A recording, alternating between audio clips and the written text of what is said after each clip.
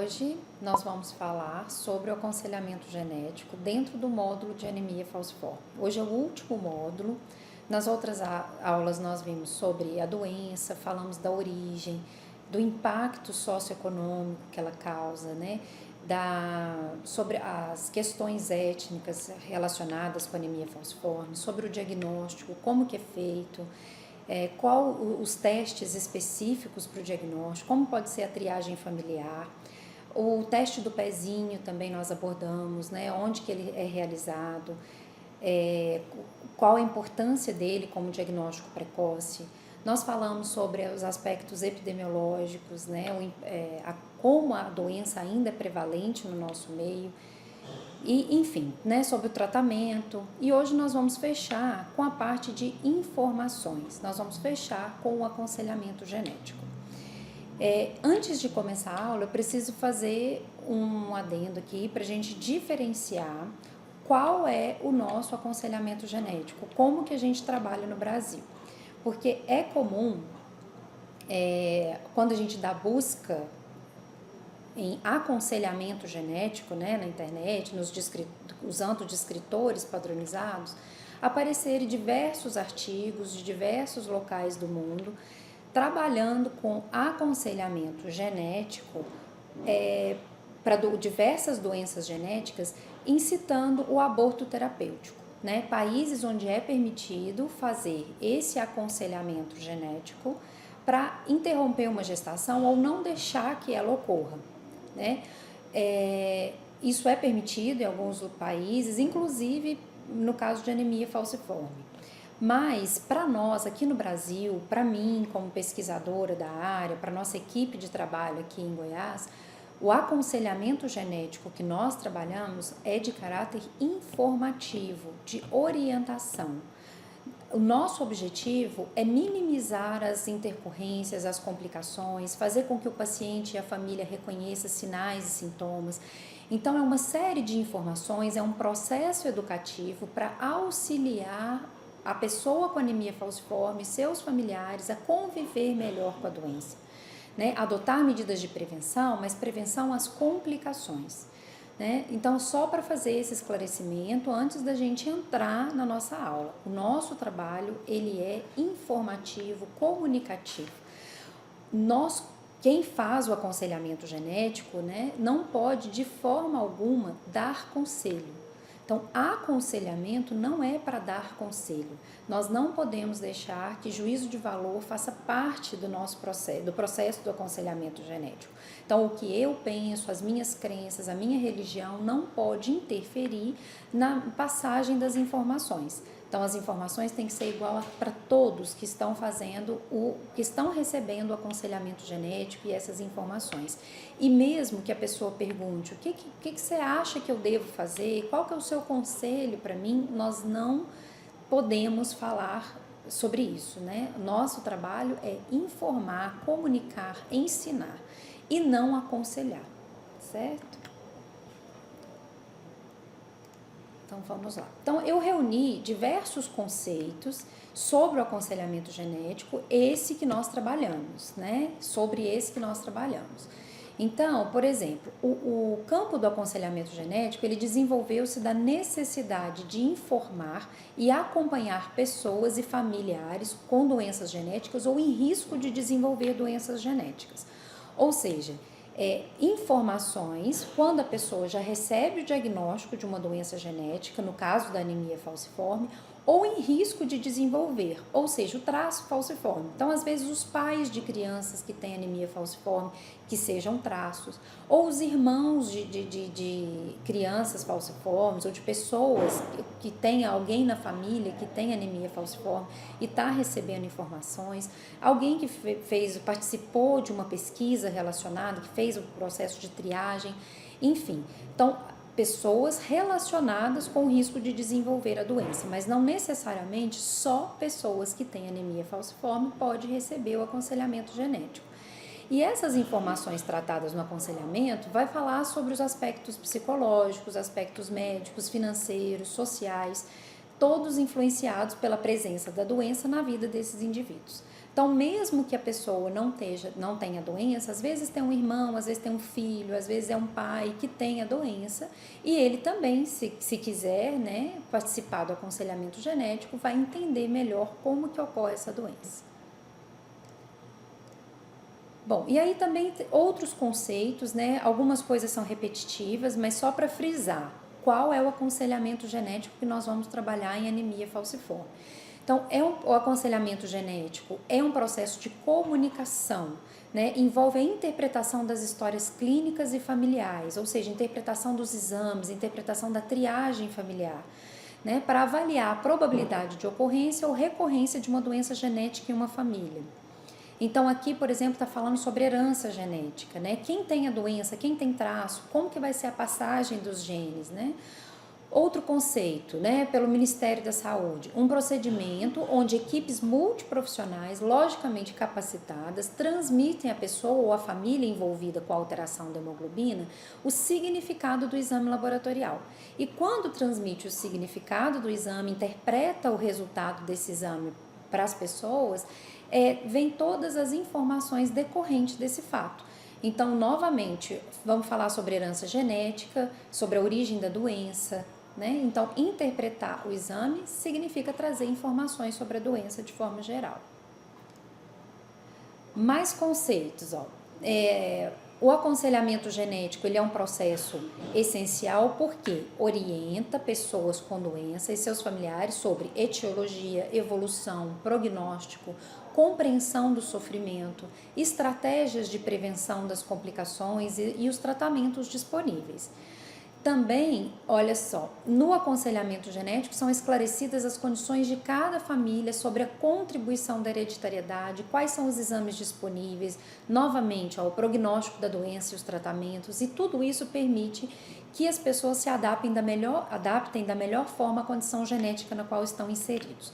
Então, nesse conceito, fala um pouquinho sobre a possibilidade, por exemplo, de um casal que faz o aconselhamento genético, que participa do aconselhamento genético, optar por não ter filhos. Mas tem que lembrar que esse casal, por exemplo, se optar por não ter filho, é a mesma coisa de um casal que não tenha traço falciforme ou doença falciforme.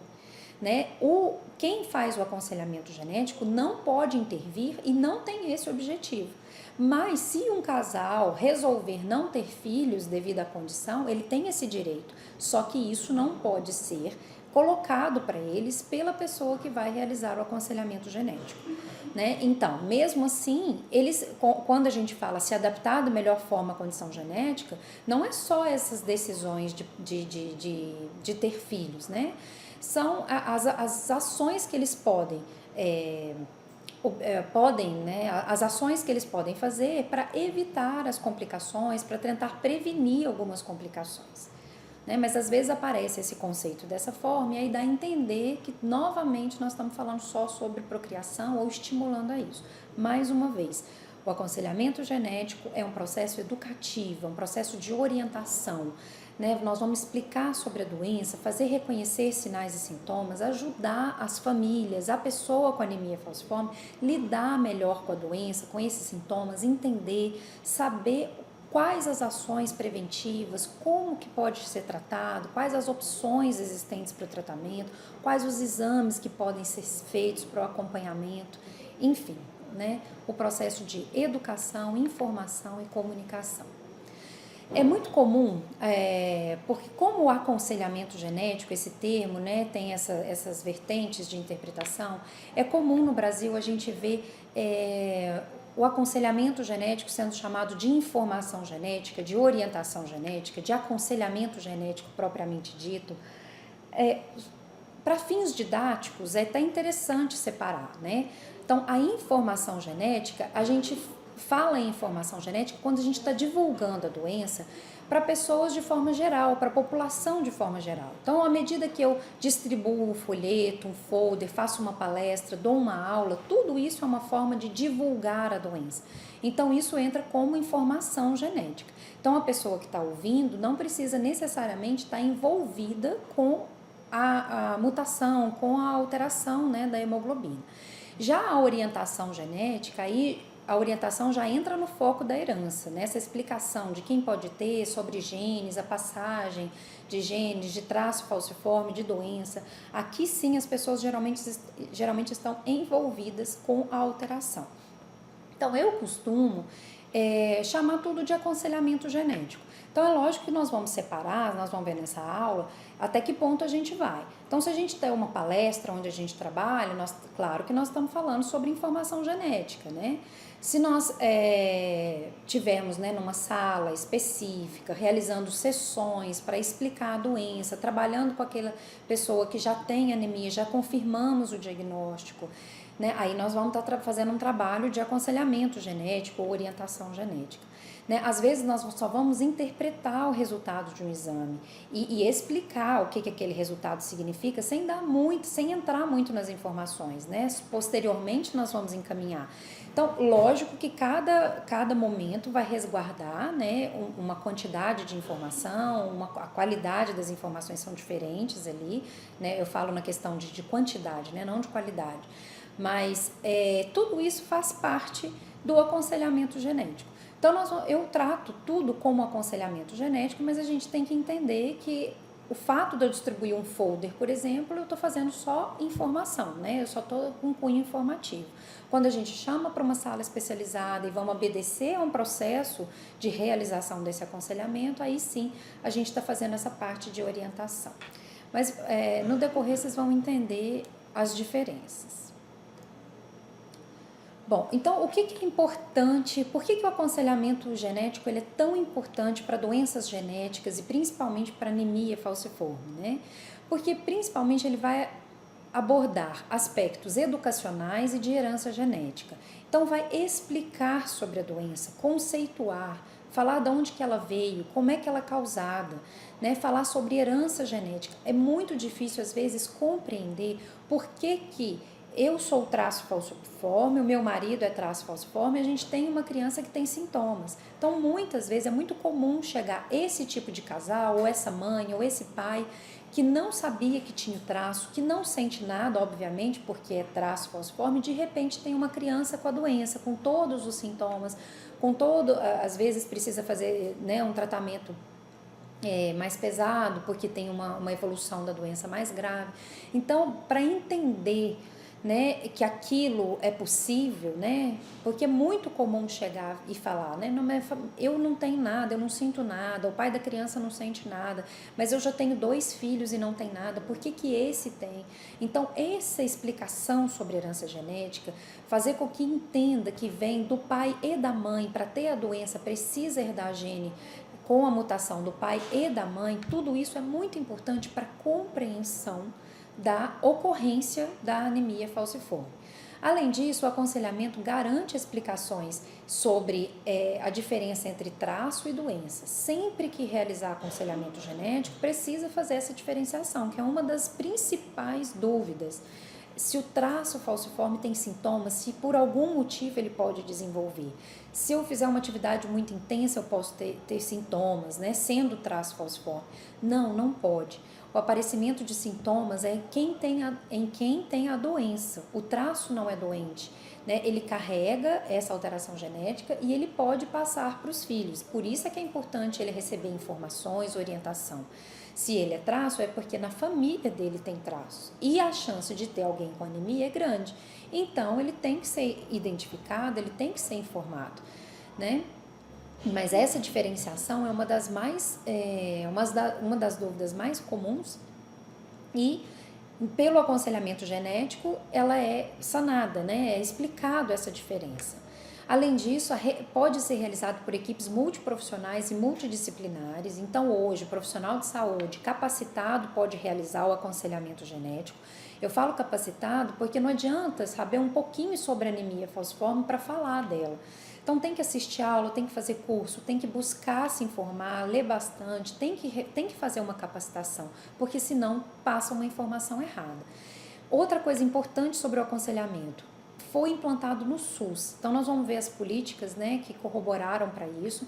Então, é possível a pessoa com anemia falciforme e as famílias receberem aconselhamento genético no SUS.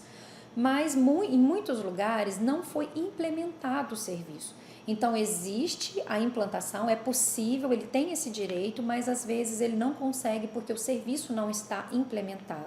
Então geralmente é serviço que faz parte de uma pesquisa, né, ou alguém que está habituado a lidar com os pacientes, algum enfermeiro que cuida diretamente dos pacientes e propriamente os médicos é que fazem esse trabalho, mas não de forma individualizada, no momento de uma consulta. Então é a parte mais de informação ou tirar alguma dúvida, né? Não é o processo por inteiro. Além disso, tem possibilidade, o aconselhamento genético, ele traz a possibilidade de evitar complicações e sequelas da doença e de aumentar a sobrevida e qualidade de vida das pessoas com doença falciforme.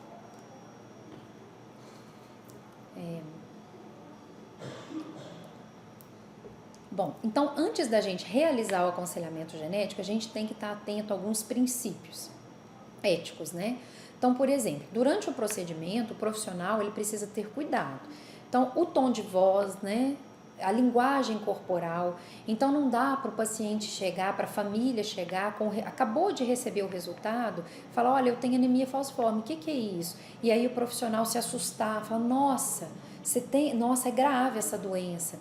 Né? Não podemos utilizar esse tipo de linguagem e nem a linguagem corporal mesmo, né? Enquanto uma pessoa está descrevendo, por exemplo, os sintomas, as complicações, o profissional fica fazendo careta, né? Ficar se colocando no lugar como se tivesse, né, sentindo aquilo pelo paciente. Então, às vezes isso é comum para ele, é rotineiro e às vezes a gente vai dar a entender que aquilo é muito grave, né? Quando ele, por exemplo, fala que sente dores constantemente nas articulações, isso é comum dentro do quadro dele. Então, a gente tem que ter cuidado com a terminologia, o tipo de palavra que é utilizado. Então, às vezes a gente usa as palavras são muito rotineiras para o profissional de saúde, mas às vezes falar anemia falciforme, falar a forma correta da doença é novidade. É muito comum a pessoa chegar para receber o aconselhamento genético ou falar sobre anemia falciforme e não saber o nome correto da doença e vai descobrir naquele momento. Né? Então, às vezes fala que tem uma anemia profunda, ou às vezes, né, fala, dá um conceito errado. Então, a gente não pode usar uma linguagem corporal, não, né, nem a fala, nem o tom de voz, nem interromper. Então, tem que ter uma postura para falar sobre a anemia falciforme. E, de preferência, utilizar uma estratégia para se comunicar. Então, coisas visuais, desenhos, né, se possível, imagens, vídeos, né, se tiver essa oportunidade, quando for realizar o aconselhamento genético. Bom, e os princípios éticos, a gente sempre tem que pautar, são os principais, né, os básicos. Né? Autonomia, qualidade, privacidade, igualdade e tutela. Então, quando eu falo de autonomia, eu estou falando que o aconselhamento genético ele é voluntário, a decisão é absolutamente pessoal. A gente não pode impor o aconselhamento genético, a realização, mesmo que a informação seja imprescindível para aquela pessoa com anemia falciforme ou para aquela pessoa que acabou de receber um diagnóstico de traço, né, que tenha doença na família, as informações são fundamentais e vão auxiliar, mas às vezes naquele momento aquela pessoa não sabe disso e ela vai recusar, e ela tem o direito de recusar essas informações, né? Às vezes não se sente bem naquele momento para ouvir aquilo, está negando ainda a doença, está negando a condição, então por isso é que a gente fala que é voluntário. Não é obrigado a receber essas informações, mesmo num centro de referência. Então, mesmo que ele seja encaminhado para você fazer o aconselhamento genético, tem que perceber se, às vezes, naquele momento ele não quer receber essas informações. E as decisões são pessoais, então, mesmo que você informe sobre a hidratação, né, que a pessoa tem que estar constantemente hidratada para evitar as crises, né, evitar o choque térmico, a questão da atividade física muito intensa para um adolescente. Então, mesmo assim, a decisão é dele. Mesmo que você informe, né, que aquilo possa agravar a condição clínica, nós não podemos obrigar. Então, o paciente, a pessoa que está recebendo, tem que ter autonomia. Né? Tutela é quando a gente fala da proteção aos direitos das populações vulneráveis. Então, eu vou fazer essa parte de informação, mas eu preciso respeitar a crença daquela pessoa, a religião daquela pessoa, né? O índice de escolaridade, né? Às vezes é uma pessoa que não teve oportunidade de aprender a ler e a escrever, então é analfabeto, como é que nós vamos fazer essa informação? Não podemos negar essa informação. Então, como que a gente pode trabalhar? Né? Ou às vezes sabe ler e escrever, mas tem dificuldade de aprendizagem. Então a gente tem que cuidar, né? Então às vezes, por exemplo, é um paciente que é falciforme, mas tem algum problema neurológico, que não tem como receber essas informações, então a gente pode chamar os pais para receber, enfim, proteger as populações vulneráveis. Igualdade é o acesso igualitário, as informações têm que ser igual para todos têm que receber informação da mesma forma, logicamente resguardando, né, as diferenças de cada um, mas o mesmo cunho de informação, né, a quantidade de sessões necessárias, né, para cada um compreender, tem que ser por igual. Privacidade, a comunicação é individual. Quando eu falo individual, posso estar falando na família, né, mas não podemos falar sobre anemia falciforme como um todo, para todo mundo, na frente de todo mundo, a não ser que eu esteja divulgando informação para uma comunidade, né, ou dando uma aula sem falar sobre individualmente para cada um. Mas se eu estiver fazendo o aconselhamento genético, eu preciso fazer essa comunicação individualizada, né? E nunca divulgar para outros. Então, mesmo que a gente esteja dentro de um centro de referência, em que fora da sala tem 6, 10 pacientes esperando para ser atendidos e todos têm anemia falciforme, não podemos dar exemplo, citar algum outro paciente. Então, todas as informações são individuais. E a qualidade, né? Então, a qualidade tanto dos testes laboratoriais, porque obviamente a gente só vai fazer aconselhamento genético depois da certeza do diagnóstico, então tem que ter qualidade esses testes genéticos e também tem que ter qualidade no processo informativo. O profissional tem que estar qualificado, ele tem que estar treinado. Ele não pode saber mais ou menos sobre a anemia falciforme, ele tem que saber tudo, porque ele tem que tirar todas as dúvidas. E ele pode gerar ansiedade, pode gerar depressão, pode gerar uma série de transtornos, né, para o paciente, para a família, se ele divulgar uma informação errada. Então, tem que ter qualidade também no atendimento, né, no processo de aconselhamento genético. Então, aqui eu separei duas políticas públicas para fortalecer o aconselhamento genético no SUS, né. Em 2005, a portaria do Ministério da Saúde, ela estabeleceu que a possibilidade do acesso à informação e ao aconselhamento genético para as pessoas com anemia falciforme e os familiares, né, com doença falciforme e outras hemoglobinopatias. Então, a partir de 2005, entra essa possibilidade de acesso à informação e ao aconselhamento genético. Mas, como eu disse, nem sempre está implementado, né? Tem a possibilidade, mas ainda não está implementado o serviço. E em 2014, a Política Nacional de Atenção Integral às Pessoas com Doenças Raras, ela fala também da anemia falciforme. Então, essa política, ela visa ações para reduzir a mortalidade, a morbimortalidade, as manifestações secundárias, vai falar sobre melhoria da qualidade de vida por meio de promoção da saúde, prevenção das complicações, detecção precoce, tratamento oportuno, redução de incapacidade, os cuidados paliativos. E o mais interessante dessa política é sobre a possibilidade de realização do aconselhamento genético por equipe multiprofissional de saúde. Então, essa política deixa claro, né, que os profissionais de saúde capacitados podem realizar o aconselhamento genético. E quem vai ser o nosso público, né? Para quem vai receber o aconselhamento genético? Então, a gente pensa sempre nas pessoas com anemia falciforme ou relacionadas com a alteração da hemoglobina, né? No caso, os familiares. Então, é muito comum a gente pensar naqueles pais dos recém-nascidos, os responsáveis dos recém-nascidos que foram detectados no teste do pezinho. E realmente é o mais comum. Mas também aqueles familiares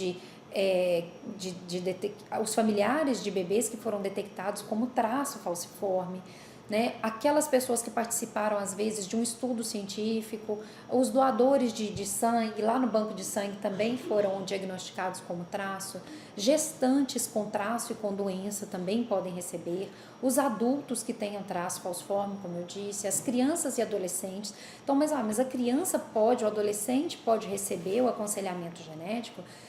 É lógico que nós vamos resguardar as proporções e sempre vai ter o acompanhamento do responsável, né? Então, até 17 anos é aconselhável que o aconselhamento seja feito sob supervisão dos pais. Mas, especialmente os adolescentes, entre 13 e 17 anos, eles podem receber as informações sozinhos, e essas informações têm que ser adaptadas à fase, né, à idade de quem está recebendo. Até as crianças de determinada idade pode brincar com alguns joguinhos lúdicos que ensinem, né, sobre a doença da linguagem, dentro da linguagem deles, dentro da percepção deles. Bom, e aí a gente pode realizar esse aconselhamento genético, ou a orientação, ou informação. Como eu disse, às vezes a gente vai estar só interpretando o resultado ou recebendo um diagnóstico, né? No banco de sangue, então às vezes ele vai doar sangue, aí é detectado o traço falciforme. No meio de uma pesquisa científica, então uma pesquisa que esteja fazendo uma triagem populacional, detecta algum traço ou mesmo algum doente que não sabia. Em situações de urgência e emergência nos hospitais, então às vezes a pessoa não sabe que tem anemia falciforme e tem uma crise de sequestro esplênico ou de síndrome torácica ou crise álgica mesmo, e vai dar entrada no hospital, e você às vezes vai receber o diagnóstico e vai ter que passar isso para a pessoa, né? Os postos de saúde, no centro de referência, então às vezes ele recebeu o diagnóstico lá onde foi feito o teste do pezinho ou no hospital onde ele foi encaminhado, mas não se sentiu seguro com as informações, não entendeu direito aquele outro médico, então ele vai buscar aquela pessoa que passa segurança, né, ali no bairro, no posto de saúde que ele está acostumado, aquela médica do posto que ele está acostumado a ver, o enfermeiro lá do centro, que ele está acostumado a conversar, e às vezes até em domicílio. Então às vezes a gente, situações difíceis, né? Então às vezes o profissional, o assistente social, a equipe de enfermagem vai até a casa dar explicações. Então, por que não realizar, né, essa informação genética? Como eu disse, faz parte do aconselhamento genético essa interpretação, né, a priori do resultado e as informações decorrentes do resultado do exame.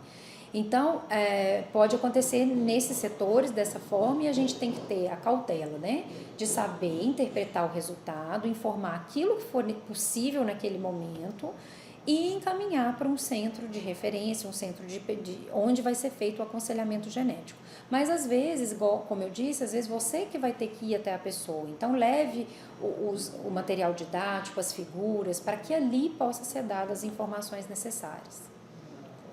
Bom, e antes do método, o que o profissional tem que considerar? Eu preciso saber qual que é a idade da pessoa, né, que vai receber, com o que ela trabalha, qual a situação econômica, o grau de instrução, a estrutura familiar, se tem filhos, se tem irmãos, pais, qual que é a religião, né, tem presença de doença na família ou, além da doença, tem traço. Então, tudo isso é importante. Eu preciso saber quem é a pessoa que eu vou orientar, porque todas essas informações fazem parte para a gente entender a recepção, a aceitação das informações, como que elas vão receber essas informações, né? Então, às vezes eu sou um traço falciforme, mas eu tenho um irmão que tem a doença falciforme, então é importante saber como é que é a família, né? E até mesmo para indicar a triagem familiar, às vezes tem diversos irmãos que nunca fez o exame, então precisa considerar essas questões. E a pessoa que realiza o aconselhamento genético, ela não tem só que saber da parte científica, né, dos conceitos, né, da parte prática da coisa. Então a gente precisa ter sensibilidade para entender a percepção do outro, se ele está gostando de receber aquelas informações, né? Qual que é a capacidade de entendimento. Às vezes ele não é porque não estudou, mas não está conseguindo entender, né? Então às vezes é você que não está conseguindo passar dentro da linguagem que ele saiba compreender. O momento emocional, a gente precisa saber que ele, mesmo que ele entenda, que ele compreenda, só que ele não está no momento, né? Então está sofrendo algum outro dano, sofreu alguma perda recente, qualquer outra coisa que nem esteja relacionada à falciforme, mas naquele momento não está sendo importante, não está sendo eficiente receber essas informações. Então isso também a gente precisa perceber. Bom, então, suponha que você seja o profissional que vai ter que interpretar esse exame. Então, mesmo que você não seja o profissional que vai realizar o aconselhamento genético, nem agora, nem depois, é preciso o profissional de saúde entender, interpretar, isso aqui é fundamental, interpretar o resultado de exame, saber pelo menos o básico do que é a anemia falciforme, a diferença de traço de anemia, saber para onde vai encaminhar, os exames a ser pedido, tudo isso é fundamental para qualquer profissional de saúde, porque pode ser que esse profissional tenha que ler um exame, interpretar ou encaminhar esse paciente. Então, o que é importante, né? No início, a primeira coisa, por exemplo, chega alguém com um teste, o resultado do teste do pezinho. Como eu disse, às vezes não entendeu o que a pessoa falou, quando passou o resultado, né, o médico ou a equipe que fez as informações para essa pessoa não conseguiu fazer com que ele entendesse, ou ele falou que entendeu, mas não entendeu direito, então ele vai lá no posto de saúde, vai naquele enfermeiro, vai naquele médico, vai lá na comunidade onde ele está acostumado, para que expliquem para ele. Então ali por meio do teste do pezinho vai estar o resultado, né? E aí a pessoa vai explicar. Se for uma criança, né? Então ela tem que, o profissional de saúde tem que entender, tem que explicar que precisa repetir esse exame com 6 meses, com 1 ano, vai fazer eletroforese de hemoglobina para repetir até confirmar. Mas até então, se já apareceu que tem anemia falciforme, então essa pessoa precisa ser encaminhada para um centro de referência, tem que falar o que é uma doença hereditária, que precisa de tratamento, de acompanhamento específico, né? Agora, o que também tem que ter cuidado? Às vezes alguém chega, participou de uma pesquisa ou foi doar sangue e recebeu o diagnóstico de presença de hemoglobina S. Então, às vezes foi feito, na aula de diagnóstico, a gente falou sobre os testes de triagem. Então, por exemplo, teste de solubilidade, teste de falsização, que acusa só a presença da hemoglobina S. Então, aqui não está fechando o diagnóstico. Então, você como profissional de saúde tem que explicar, olha, tem presença de hemoglobina S. Não se sabe se você tem alguma doença falciforme ou traço falciforme. E explicar o que isso significa. Então, a primeira coisa é encaminhar para confirmação por meio de uma eletroforese de hemoglobina e depois, né, saber orientar. Então, tem que saber sobre o que é o genótipo SS, AS, que nós falamos na aula passada, né? Saber que a doença tem que herdar características do pai e da mãe, porque é muito comum alguém chegar falando assim, não, eu peguei isso do meu pai, ou foi a família da minha mãe que passou isso para mim. Então, se tem doença, tem que vir do pai e da mãe. Então, tem que ter esses conceitos para abordar esse paciente, essa pessoa ali no... Às vezes não é paciente, né? É uma pessoa que traz falciforme, é uma pessoa envolvida com alguma alteração, é alguém da família que ficou sabendo e quer mais informações. Então é preciso saber esclarecer essas dúvidas básicas, assim, de início, né? Confirmar o diagnóstico, saber encaminhar para a confirmação diagnóstica e encaminhar depois para um serviço especializado, né? E, bom, mas aí então vamos passar para o aconselhamento genético, né? Chegou lá no serviço onde nós vamos realizar, você é o profissional de saúde que vai sentar com aquela pessoa e vai fazer o aconselhamento genético. Então, primeira coisa, tem que explicar que é um processo educativo, então que nós vamos falar sobre o que é a doença, vai haver um material didático para explicar melhor, para ajudar nas explicações, né? Realizar de forma individual, como eu disse, individual pode ser a família, né? Pode ser aquele indivíduo ou a família. Então, às vezes é um adulto com anemia falciforme que quer levar a esposa, quer levar o filho, né? Desde que ele queira, ele pode levar. Mas se possível, ou se ele preferir, que seja de forma individual. Lembrar da privacidade, fazer um local próprio, uma sala reservada para isso, que não tenha tanta interrupção, que não entre ninguém, que não tenha telefone perturbando, né? Chamar as pessoas pelo nome, isso dá uma sensação de acolhimento, né? Lembrar que as informações são de forma gradual, de acordo com a necessidade. Nem todas as informações vão ser dadas todo dia, ao mesmo tempo, tem que ser aos poucos, né? Tem que ter cuidado com o excesso de informações e cuidado para não sonegar informações, tem que ter um equilíbrio. Ficar atento com a receptividade que eu falei anteriormente, né? Tanto a receptividade emocional quanto intelectual, tem que perceber se a pessoa quer mesmo ouvir aquilo, né, se ela está entendendo aquilo, tem que ir aos poucos. Encorajar as pessoas a falarem, começar perguntando sobre o que elas fazem, sobre o que elas sabem, né? Ouvir, né? Ter paciência de ouvir, mesmo que esteja falando tudo errado, falando que a anemia falciforme é por falta de ferro na alimentação, falar que pegou só do pai mesmo, tudo isso tem que ter paciência de ouvir, observar, anotar, só depois para explicar. Respeitar os princípios religiosos, culturais, cada um tem uma forma de entender a doença, de aceitar, de utilizar de fatores religiosos, culturais para aceitar aquela condição. Ter ética, por exemplo, na abordagem étnica, né? Nós vamos falar que a anemia falciforme ela é mais comum em pessoas de raça negra por questão geográfica, né? Da distribuição geográfica da hemoglobina S no Brasil. Né, lembrar que hoje qualquer pessoa de qualquer cor da pele pode ter a doença, mas que ela está relacionada à raça negra, é mais comum mesmo, mas não deixando que isso seja recebido como negação, né, como forma de culpa. É só explicação por que ela é mais comum na raça negra, porque eles vão ouvir isso, né, vão estar em contato com isso. Bom, como eu disse, o aconselhamento genético ele não pode ser baseado em hipóteses. Tem que ter certeza do diagnóstico. Não podemos sentar com uma família que chega para você e fala: eu recebi um diagnóstico de anemia falciforme. Não pode. Às vezes ele recebeu um diagnóstico de traço e não soube compreender e vai falar que tem anemia falciforme. Então a gente precisa analisar um prontuário, precisa da confirmação, de preferência ver os exames, né? E depois de confirmado, você já viu, né, realmente que é anemia falciforme, é uma doença falciforme, tem que coletar dados sociodemográficos para complementar as informações, se possível fazer uma análise de prontuário, conhecer os antecedentes clínicos, os sintomas, as manifestações, né? E se possível avaliar o nível de conhecimento. Então é imprescindível que tenha um roteiro para o aconselhamento genético, o que assegura também o princípio da igualdade, né? De passar todas as informações, fazer todas as perguntas de igual forma para as pessoas que vão participar. Então, um roteiro que está lá, né, tem os dados sociodemográficos, né, os nomes, a quantidade de filhos, de irmãos, se fuma, se bebe, como é que são os hábitos, né, de exercício físico, quais são os sintomas mais comuns, se faz uso de tratamento. Então, se tiver um roteiro para colher essas informações, é ideal, né? É o melhor que se tem. E aí a gente chega ao procedimento. O ideal é começar falando, como eu disse, começar perguntando, né?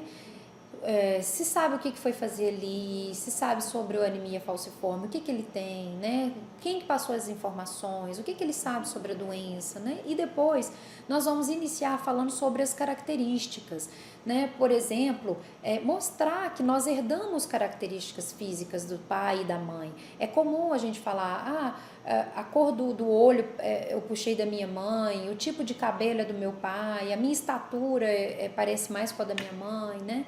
Então, mostrar que essas características físicas a gente herda do pai e da mãe, assim como a hemoglobina. E aí nós vamos falar sobre o que é hemoglobina, sobre circulação sanguínea, a questão da oxigenação, para a gente chegar nessas características de herança genética, né? Do que eu herdei do meu pai, o que eu herdei da minha mãe, né? Da questão genética. Nós vamos falar sobre a origem da doença, o que é a doença, né? Tem que conceituar, dar o nome certinho, explicar certinho que se trata de uma anemia hereditária, não tem a ver com alimentação, né? Ninguém vai ter a doença depois, todo mundo nasce com ela, o que pode acontecer é que ela vai manifestar mais tardiamente. Nós vamos falar sobre os aspectos étnicos, né, da distribuição aqui no Brasil, como é que veio da África para cá. Tem que explicar o porquê dos sintomas, né, dessas células em formato de meia-lua, como que elas têm dificuldade em circular e por isso vai faltar oxigenação e vai causar as dores e outras manifestações. Tem que diferenciar traço de doente, isso tem que ficar muito claro. Nós vamos falar dos sinais e sintomas, mas é preferível que eles falem primeiro, para a gente não falar todos a possibilidade de sintomas e complicações para não gerar ansiedade, né? Nós não podemos negar essa informação, mas existe um jeito de falar. Por exemplo, a gente vai falar sobre a possibilidade de acidente vascular encefálico, eu posso perguntar se já notou, por exemplo, alguma dificuldade na fala, no andar, né? Uma marcha mais lenta, se já faltou oxigenação no cérebro. Então, existem formas da gente abordar sintomas, né? Algumas coisas mais complicadas principalmente porque nós vamos ter que alertar sobre essas características, né? Reconhecimento dessas características. Nós vamos falar sobre a necessidade do acompanhamento especializado, do tratamento, da importância dos medicamentos, principalmente vamos ressaltar as medidas preventivas, né? Tem um quadro aqui mais à frente para a gente falar sobre isso. Quais são os exames disponíveis? Quem da família pode fazer? Se você puder encaminhar para que faça os exames, né? É o ideal, mas se não, escreve para o paciente, olha, os seus familiares podem fazer eletroforese de hemoglobina, procura fazer para ver quem tem traço, quem tem doença, enfim. O procedimento ele serve para a gente dar informações sobre todos esses aspectos, mas tem que ser em várias sessões. Nós não vamos falar tudo de uma vez só, então tem que ser quantas sessões forem necessárias. Nós vamos começar aos poucos, vamos ouvir mais do que falar no primeiro momento, se possível, vamos ajudar eles a falarem. Às vezes não é que eles não saibam, às vezes é timidez, tá com medo de falar, né? Quando eu falo em avaliar o que sabe, não é para o paciente, nós vamos anotando, ver o que ele realmente sabe, para depois a gente voltar naqueles conceitos que a gente viu que não sabe direito, ou está faltando, está incompleto, para a gente reforçar. Então, é assim, não dá para a gente entrar detalhadamente, né, em todo o procedimento, mas essa é a parte básica, essas informações têm que ser disponibilizadas por meio do aconselhamento genético. E sempre utilizar material didático, né? Então, se eu estou falando, eu vou falar de hemácias, de hemoglobina, de sangue, de oxigênio, de circulação. Então, às vezes isso é muito comum para mim, mas para ele não.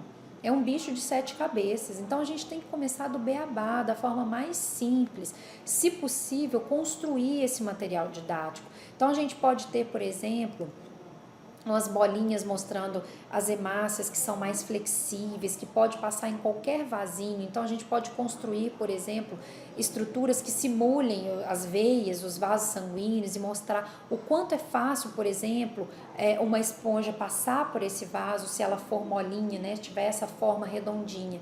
Depois a gente mostra a hemácia, né, em formato de meia lua, mostrar que ela é mais rígida, que ela não tem facilidade assim de passar por todos os vasos, a questão do oxigênio, que ela carrega menos oxigênio, né?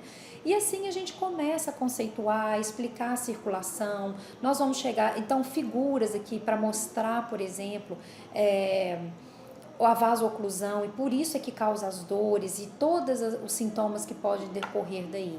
Se possível, avaliar as dores na escala de dor. Isso é fundamental. Se não tiver esses desenhos, tem vários desenhos na internet sobre escala de dor, mas pede para conceituar de 0 a 10 para a gente saber da intensidade daquela dor, né? Às vezes ele fala, eu sinto muita dor no peito. Quanto a essa dor, né? Precisa de tomar remédio? A gente precisa conhecer. Então a gente depois pode fazer joguinhos, por exemplo, com dados, com cartas de baralho, para falar um pouco sobre herança genética. Então a gente monta, né? A gente simula um casal onde ambos são traços falciformes, por exemplo, eles vão ter um filho. O que eles podem doar para esse filho na hora da passagem dos genes, né? Então a gente pode utilizar dados, cartas de baralho para fazer isso. Então sempre utilizar material didático para facilitar, independente da idade que você esteja trabalhando, né?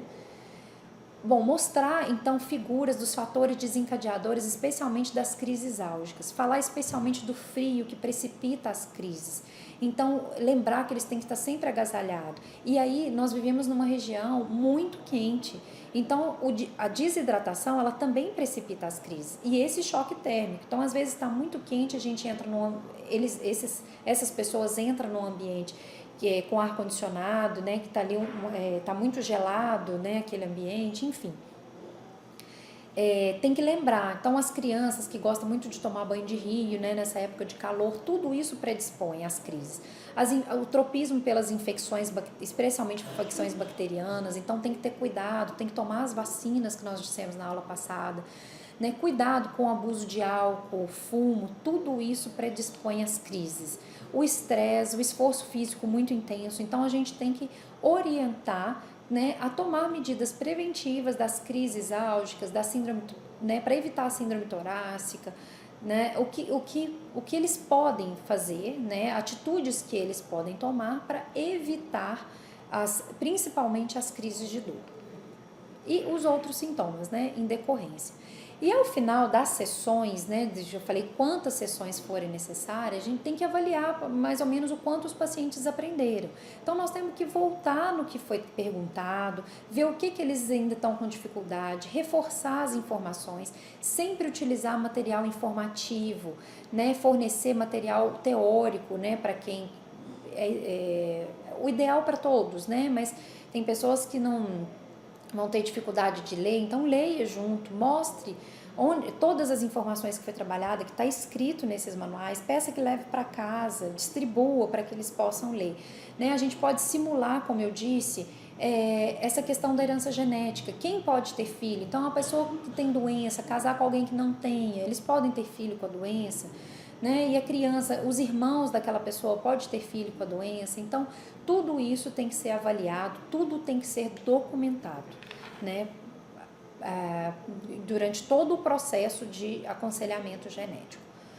Bom, e aí a gente chega assim ao final do aconselhamento, né, da prática do aconselhamento, e é importante a gente lembrar que pode gerar risco sim. Então, quando a gente vai falar sobre um monte de informações. Nós vamos falar sobre doenças, sobre o agravamento de sintomas, por isso é que tem que ter calma, tem que ter cuidado, escolher os termos, saber, conhecer o paciente, né? A receptividade dele, emocional, intelectual, a gente tem que ter todo o cuidado, porque esse procedimento, ele gera risco. Então, o paciente pode entrar em choque, ele está acabando de receber aquela informação, então, às vezes, é um pai, uma mãe que acabou de receber o diagnóstico da criança, sabe que vai ter anemia falciforme, então aquilo ali é um choque para eles. Então eles podem sofrer o processo de negação, então começa a achar que o exame está errado, que o profissional de saúde não sabe o que está falando. Então quando a gente fala que a doença vem passada de gerações, ele entende que aquilo é culpa, né? Então assim, acaba culpando a família, nossa, então é culpa da cor, por exemplo, né? Da etnia, do pai com a mãe.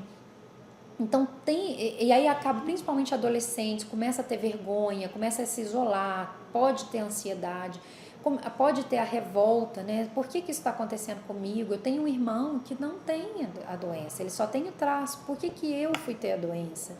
Né? Então a perda de autoestima, começa a ficar muito isolado, né? E aí pode ter quadros de depressão.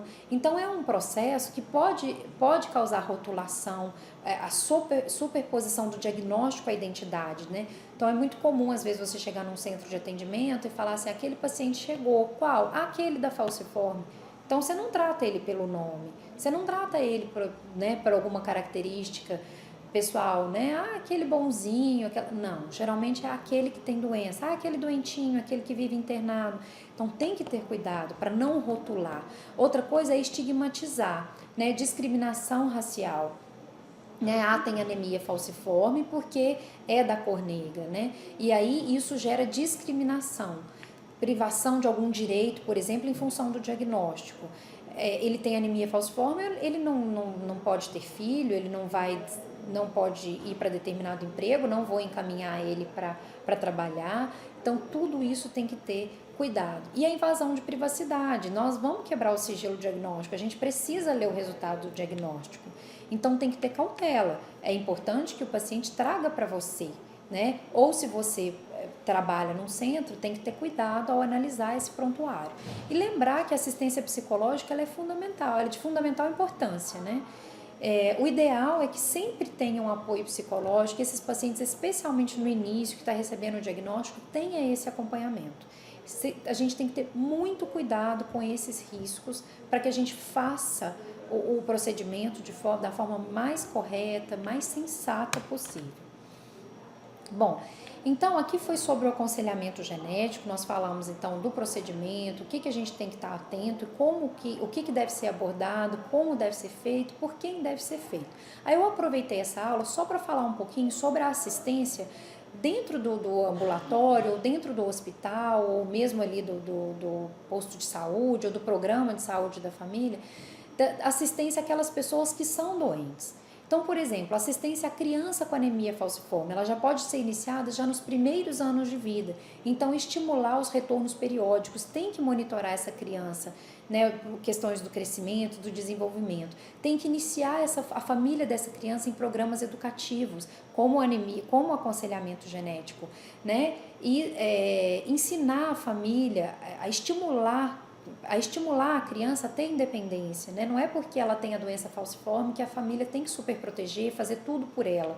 Então é uma criança como qualquer outra criança que vai brincar, que vai ter sonhos, que vai ter planos, que vai para a escola, né? Igual às outras crianças. E tem algumas limitações em decorrência da doença, mas ela não pode ser super protegida. Tem que estimular essa independência, né? Isso é importante. Então, o acompanhamento do aconselhamento genético, as informações, para que o profissional de saúde possa ajudar a família nesse aspecto, né?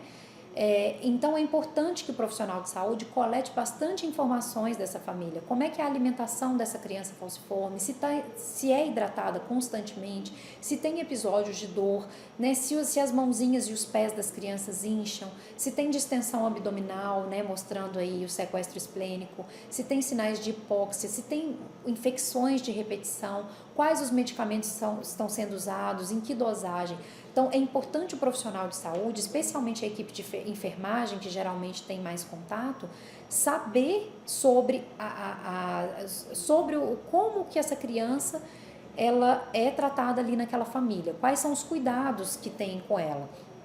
E aí, esse profissional de saúde tem que estimular a ingestão generosa de líquido, falar sobre as atividades físicas muito extensas, não pode ter atividade física muito extenuante, não é que a criança não possa brincar, mas lembrar que tem que estar sempre hidratado, tem que ter pausa nessas brincadeiras, né?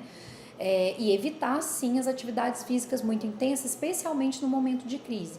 Tem que ensinar para a família, identificar os sinais de infecção, de desidratação, de dor, né? E também alertar a família sobre a possibilidade do sequestro esplênico. Então, sempre ensinar a família a observar a barriga da criança, né? E sempre identificar e valorizar o quadro de dor. Lembrar que a dor é subjetiva, a gente não pode discriminar a dor. Então, se está falando que está doendo, não dá para negligenciar. A assistência ao adolescente também é um pouco complicada, porque o adolescente ele tem dificuldade de adesão. Como a gente disse antes, é uma fase de negação, ele está querendo ser aceito no convívio ali da escola, dos amigos, e aí ele tem que ser estimulado a desenvolver o autocuidado para que ele seja assim inserido, né? Tem que preservar a autoestima dele, mesmo que ele tenha doença, mesmo que ele tenha algumas limitações. Então tem que adaptar ele para a diferença de crescimento, de desenvolvimento físico, tem que informar os limites nos esportes, não pode proibir, mas ele precisa entender, né, que tem alguns limites, tem que pensar na integridade da pele para não abrir uma ferida, uma úlcera de perna. Conversar bastante sobre o uso de drogas, de álcool, de fumo. Ele tem que entender que vai, às vezes, faltar mais vezes à escola, então ele vai ficar um pouco mais afastado, mas isso não pode fazer com que ele se afaste da escola.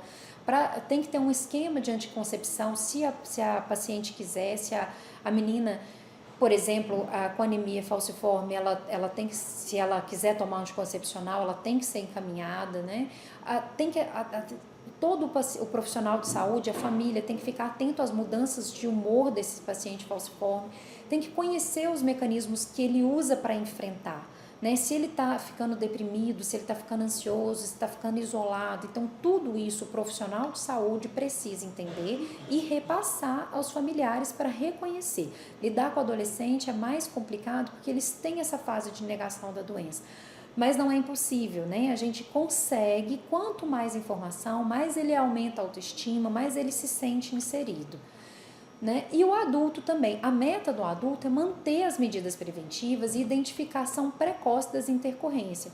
Então, os adultos, eles podem adotar atitudes terapêuticas iniciais. Então, a hidratação oral, a busca por um serviço de saúde, evitar contato com pessoas que têm infecção, porque eles sabem que eles têm tropismo a infecções, né? Estimular a dieta rica em proteínas, vitaminas, com restrição de gordura, o ideal que seja encaminhado para um serviço de nutrição, a higiene corporal diária, dos ambientes, dos alimentos, né? A questão do esvaziamento da bexiga, o reconhecimento de alguns sinais, isso é importante para o adulto. A gestante com anemia falciforme, mas o paciente falciforme pode engravidar? Pode sim, e ela pode fazer um planejamento familiar. É comum, às vezes, a gente ver assim, você tem anemia falciforme? Não, você não pode engravidar não, viu? Tem risco, você pode morrer na gestação, é perigoso. Isso é um absurdo, né? Isso é um crime. Então, a paciente falciforme, ela pode sim engravidar, ela é complicado sim, vai ser uma gravidez de risco, porque tem muita crise dolorosa, a anemia piora, tem muita infecção, especialmente infecção de urina, o bebezinho pode ter baixo peso ao nascer. Então, tudo isso a paciente tem que ser acompanhada. Tem profilaxia com antibióticos, se for o caso de tratamento com transfusões, né? Então ela tem que ter um pré-natal cuidadoso, mas ter doença falciforme não é contraindicação para gravidez. E o papel da escola, né? Então, uma série de questões podem interferir no processo de aprendizagem e adaptação ao ambiente escolar. E isso é um desafio a ser superado pela família de quem tem anemia falciforme. Então, é um mito achar que a doença falciforme ela é contagiosa, que as pessoas são menos inteligentes, são fraquinhas, que as crianças são, são moles, né, que vão morrer cedo. Então, isso é um mito. Então, a criança falciforme ela é uma criança como qualquer outra para questão de aprendizado, frequentar a escola, né? Só que realmente existe algumas limitações e o professor, a escola pode auxiliar. Então, por exemplo, como eu disse na subjetividade da dor, o professor, principalmente o professor, ele tem que saber que aquela criança sente dor constantemente, que ela precisa ser hidratada. Então, se é mais hidratada, precisa sair mais da sala para ir ao banheiro. Então, ele tem que conhecer se realmente, né, aquela pessoa com anemia falciforme, aquela criança, aquele adolescente está passando por aquela situação, né, e não julgar a dor. E a dor não necessariamente implicará o afastamento da escola, mas pode acontecer. Então, às vezes, aquela criança não vai falar tanto, não vai reclamar tanto, e o professor tem que observar as mudanças de comportamento, se possível, avaliar a intensidade com essas escalas visuais, né? Que é importante que a escola tenha essas escalas visuais, e entrar em contato com os pais, assim que possível, e estimular a ingestão de líquido. No caso de febre, a escola pode medir a temperatura, se tiver por volta de 38 graus, tem que procurar a unidade básica, explicar à criança sem alarmar, né, que está procurando atendimento porque teve uma febre, né, e sempre, né, recorrer aos pais, né. A icterícia, ela pode gerar apelidos na escola, especialmente o adolescente, então ele começa a evitar brincar com os colegas, ficar isolado, isso gera desmotivação. Então o professor pode intervir caso necessário. O priapismo é uma questão séria, que é a ereção do pênis, né, do menino, sem conotação sexual, é muito dolorosa, é complicado, pode levar até impotência, então muitas vezes o menino não quer falar. E precisa de tratamento imediato. Então, se ele chegar a falar, se desconfiar de alguma reação, o professor tem que tratar com seriedade, com respeito a essa questão e procurar atendimento imediato. As úlceras de perna, por exemplo, também é um impacto no desenvolvimento psicossocial. Então, o profissional, ele tem que averiguar, se ele vê uma ferida, ou o início de uma ferida, ele tem que saber se aquela pessoa está fazendo tratamento, se não tiver, tem que encaminhar para o serviço correto, verificar se está ocorrendo dificuldade no acesso à saúde, porque muitas vezes ele procura mais o posto de saúde do que onde ele faz o tratamento. E ele, para a ferida de perna, para a úlcera de perna, ele tem que estar no centro de referência, né? E aí o profissional é importante entrar em contato com a unidade de saúde, né? E os jovens, eles podem ausentar da escola para acompanhamento médico. Então, é necessário que a escola, existe uma comunicação forte entre a escola e a família. O ideal é que mantenha os estudos dessa criança, mesmo que ela esteja afastada, e inserir a temática da doença falciforme no conteúdo da escola. Então, isso evita discriminação, evita sofrimento. Não é preciso que uma criança tenha anemia falciforme ali na sala de aula e nem que a gente vai apontar que aquela criança tenha, mas é importante trazer o conteúdo para a sala de aula por meio de informação, de um jogo, né? E o contato da escola também é uma forma de acolher a criança e a sua família. E, logicamente, que a informação correta tem que ser dada também ao professor. O professor tem que ter acesso à informação correta, ele também tem que ser treinado para que ele informe, que ele saiba lidar com aquilo. Bom, e aí lembrar então que o papel da escola, eles têm que saber que a traço falciforme não é doença, eles têm que lembrar da hidratação das crianças, então se hidrata, tem que ir mais vezes ao banheiro, tem que compreender, né, fazer com que o pai converse com o médico e traga para a escola as questões sobre as atividades físicas, o que eles podem fazer, se puder fazer o exercício físico, a atividade física, tem que lembrar da hidratação e das pausas, né? Lembrar que eles podem ter dificuldade de aprendizagem, não porque a doença provoca isso, mas por causa das complicações, por causa das faltas constantes. Então, levar isso em consideração. A ficha da criança tem que estar sempre atualizada, do adolescente, com o contato dos pais, né? Saber onde localizar os pais. E a divulgação da doença falciforme, como eu falei, na escola, ela é fundamental. Então, a doença não impede a criança de ser criança. Então, como eu disse, ela vai ser criança, vai brincar, vai ter contato com outras crianças, não tem que ficar isolada, não precisa necessariamente ficar fora das atividades físicas. Então, tem que buscar um jeito de interagir essa criança, né? Fazer com que ela faça parte do convívio social com as outras crianças, mesmo com essas limitações. Quanto mais conhecimento a gente tiver, mais a gente consegue auxiliar. E a escola, ela pode então promover a saúde dos estudantes, da família e da comunidade, desde que os professores, os diretores estejam devidamente orientados. Bom, então eu acabo por aqui e qualquer dúvida pode mandar nesse e-mail sobre essa aula, sobre as outras aulas, as dúvidas que surgirem agora eu respondo por e-mail. Tá? Obrigada.